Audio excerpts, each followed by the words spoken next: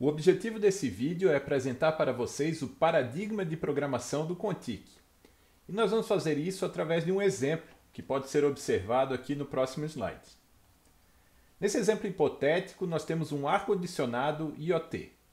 E qual que é a diferença do ar-condicionado convencional para esse ar-condicionado IoT que nós acabamos de inventar? A maneira com que um ar-condicionado regula a temperatura da sala é tendo um sensor de temperatura.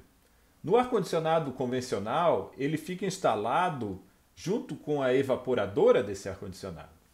No nosso ar-condicionado IoT, esse sensor vai ficar numa posição remota. Qual que é a vantagem disso? Como o ar frio injetado pelo ar-condicionado fica muito perto do seu sensor, pode ser que a sala inteira não tenha uma temperatura muito homogênea. É comum nesses ares condicionados, principalmente quando a sala que ele está condicionando é muito grande, que as pessoas que estão longe da evaporadora acabam não tendo um conforto térmico muito eficiente.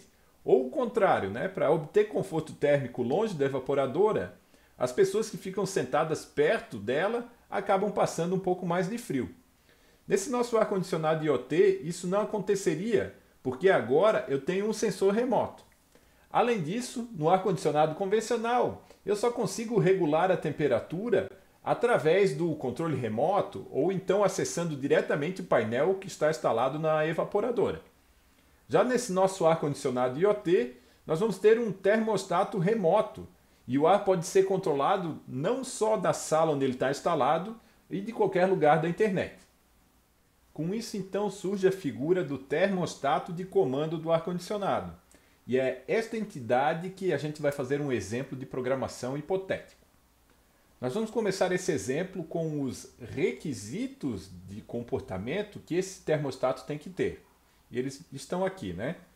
Então, ele tem que ler o valor de temperatura da sala e enviar para um servidor que vai processar se está na hora de ligar ou desligar a evaporadora desse nosso ar-condicionado. Ele também tem que estar sempre monitorando comandos locais para ajustar a temperatura regulada diretamente ali na sua interface física. Além disso, ele pode receber comandos via internet para também ajustar da mesma maneira como se eu estivesse fazendo em minha interface física. Como é que poderia ser um código que implemente esses requisitos que eu acabei de colocar? Eu tenho aqui um pseudocódigo, digamos um pseudo-C, que faria mais ou menos isso. A gente pode olhar que eu tenho primeiramente um while 1, né? Ou seja, o nosso termostato vai ficar infinitamente executando essas funções aqui.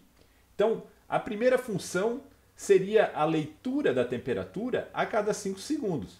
Isso está sendo feito nessas três últimas linhas aqui. Ó. Eu leio a temperatura, envio para um servidor e aguardo os 5 segundos. Que outras funções também eu coloquei nesse meu exemplo hipotético? A primeira é a interface física, né? Quando eu ler que um botão foi pressionado, eu então incremento uma variável que tem a temperatura de set point do meu ar-condicionado e configuro isso na evaporadora. Uma terceira função seria então receber os ajustes de temperatura através do servidor, né, que foram enviados via internet. Então, eu tenho aqui duas funções que simulam esse comportamento. Agora vocês já devem estar se perguntando se esta aqui é a maneira ideal de fazer isso. Eu já consigo enxergar alguns problemas que podem ser causados, por exemplo, por esse delay que eu coloquei aqui embaixo. Como esse delay fica travando o meu loop aqui, as funções read button e read command from server só vão ser executadas a cada 5 segundos, fazendo com que a minha interface não fique muito boa com o usuário, não tenha uma responsividade ideal. Além disso, o que acontece se, por exemplo, essa função read new temperature from server travar, por exemplo, no caso do servidor sair fora do ar? Todo o meu sistema vai parar de funcionar e o ar-condicionado vai parar de regular. Então a gente já pode observar aqui que essa aqui não é a abordagem mais interessante para se programar um sistema que tem que fazer várias tarefas simultâneas. Eu ressaltei os problemas aqui no próximo slide e agora nós precisamos saber como tratar esse problema, como programar de uma maneira um pouco mais interessante. E a resposta para isso é a criação de vários processos ou tarefas, né? Então, a gente vai dividir nossa programação e a nossa execução em função das tarefas que são realizadas. No nosso caso, aqui no exemplo hipotético, nós teríamos 3 tarefas, né? Uma que leria e enviaria a temperatura, outra para receber a configuração remota e uma terceira, então, para atualizar a interface do termostato, né? Essas tarefas podem conversar entre si e agora nos resta saber como que um processador só pode executar mais de uma tarefa ao mesmo tempo.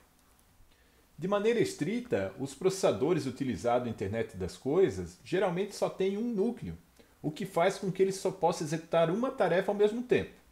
Então, como a gente faz em um sistema que tem várias tarefas e um núcleo só?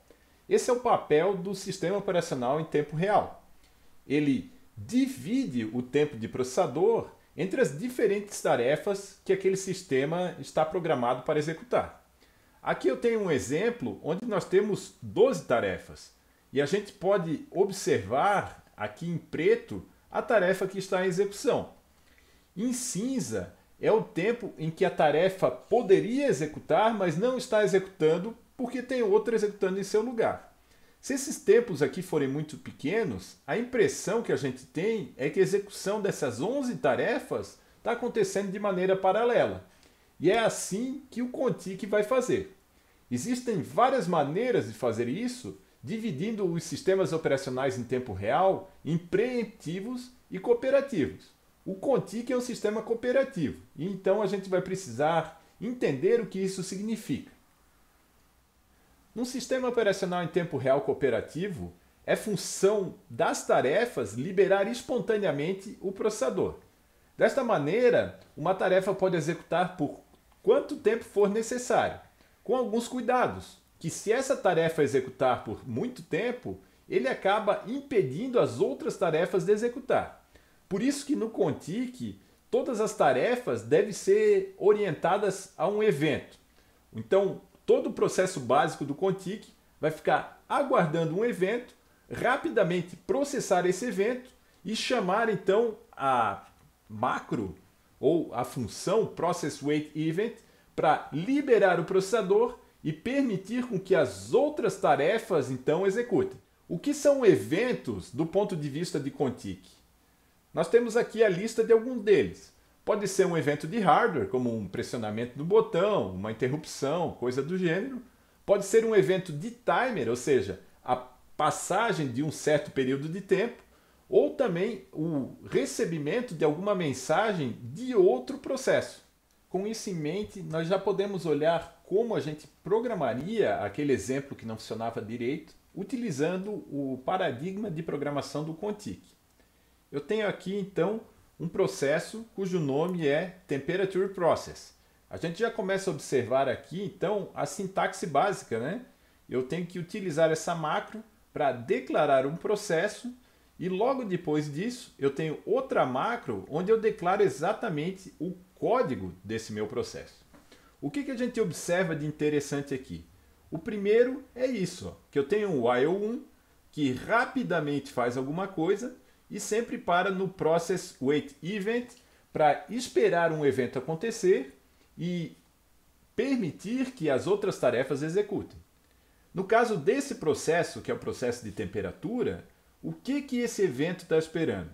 A gente pode observar, ó, que o evento que foi recebido pelo processo sempre vai aparecer na variável EV. E com isso, então, nós temos, logo depois do ProcessWaitEvent, uma comparação do EV com o tipo de processo. E no caso desse processo aqui, nós temos um ProcessEventTimer. Ou seja, essa tarefa aqui ela está esperando tempo. E quem programou esse evento para acontecer? A gente olha numas linhas um pouquinho mais acima aqui, que eu programei um evento para acontecer de 5 em 5 segundos. O que essa tarefa então está fazendo? Ela está fazendo o papel de ler o valor de temperatura e enviar esta temperatura para minha nuvem para depois ser processada e talvez enviada para minha evaporadora. podemos observar aqui que esse processo só faz isso. E a única função dele é essa. Quer dizer que a funcionalidade completa do nosso código tem que ser realizada também por outras tarefas. Aqui eu isolei essa tarefa e se eu tiver que adicionar mais funcionalidades, eu não tenho que alterar em nada esse processo. E essa também é outra grande vantagem de programar dessa maneira. Agora então eu posso passar para a segunda tarefa do nosso programa. Vou pegar ela aqui e é a nossa tarefa de interface. Podemos olhar que o jeito da tarefa é muito parecido. Eu tenho a macro process para definir o nome do meu processo. Eu tenho aqui a macro process thread para definir o código do meu processo. Eu tenho um loop infinito que sempre para no process wait event. E a diferença agora é o tipo de evento que eu estou esperando. Como isso aqui é uma tarefa de interface, o que ele está esperando é o pressionamento de um botão. Então, o EV, em vez de ser um evento de timer, agora é um sensors event. E nesse caso, o dado que também vem junto com o meu evento é button sensor. Ou seja, esta é a maneira Contic de detectar o pressionamento de um botão. A gente vê que então, quando ele detecta o pressionamento desse botão, o que ele faz é proceder com o código que vai incrementar ou decrementar o valor de temperatura e chamar a função de atualizar a interface.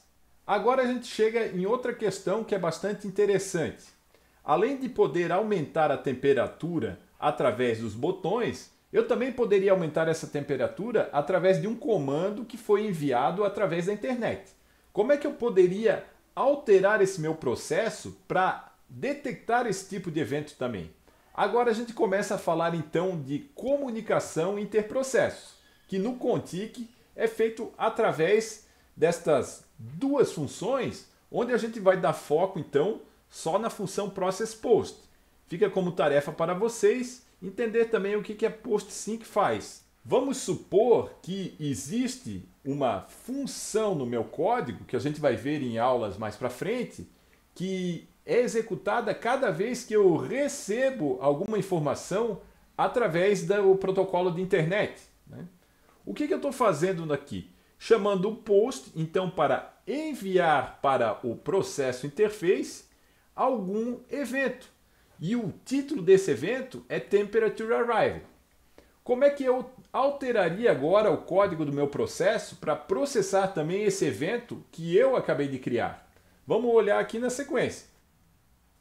Nós podemos ver aqui que é o mesmo processo, e nesse processo, quando eu aguardo por um evento, eu testo se esse evento então é o pressionamento do botão, e se ele não for, pode ser que ele seja do tipo Temperature Arrived, que a gente pode observar aqui, é o evento que eu acabei de enviar através de outro processo ou de um callback, como é o caso aqui.